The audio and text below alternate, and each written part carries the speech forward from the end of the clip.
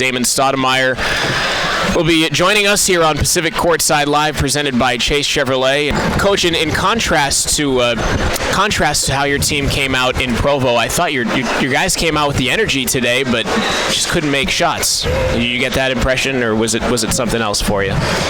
No, we didn't make shots. We went through a stretch where we didn't make shots. They went through a stretch where they didn't make shots neither.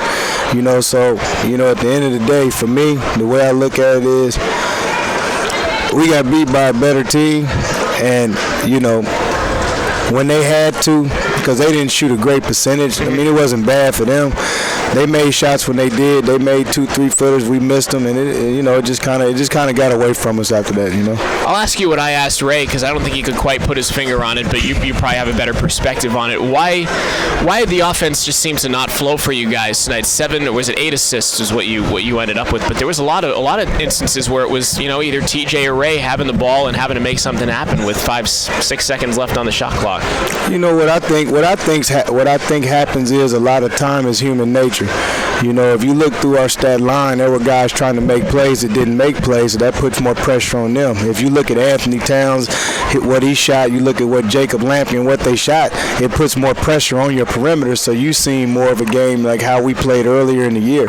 And it's going to happen like that. You're not going to get assists when guys aren't finishing. So we shooting 31%. You're not finishing. I mean, we had point blank layups and we were missing shots. So, I don't think that it was something that they did. But I think the human nature says that if something isn't working or if guys aren't making shots, you just try to take it over, and that's just kind of what it is with basketball. Well, Lampkin got off to a rough start. I mentioned to Zach that it seems like when he gets off to good starts, the basket opens up for him. He relaxes a little. And he has really good offensive games, and that's something he's got to get to the point where you can go 0 for 8 the first half, and you can go 8 for 8 the second half. Something he's got to have to grind it. But when they miss those easy shots inside, it puts more pressure on the other guys. And but I thought later that when you came off that one screen, obviously the easiest shot you had of the day is when you came off the screen and he passed it to the next guy. He fit Towns, and he was wide open because he got rid of that ball, and they did a great job of that. But and TJ tried to get fouled a little tonight, and he didn't get the foul calls, and they're physical and big inside. And I agree with you is that they didn't shoot the ball very good either for a stretch of the game, and finally they started shooting a little better in the second half. Yeah, you're exactly right. I think that a lot of the things that happened to us too were self-inflicted. I thought we had some careless turnovers, along with the missed layups.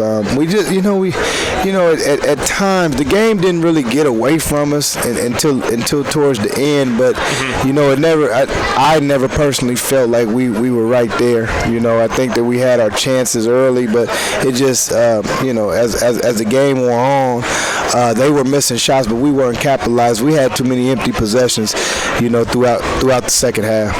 It was like TJ. I thought he went to his right 5 or 6 times, which I think him going to his right, he makes that shot pretty good. And that ball was just bouncing off. And, you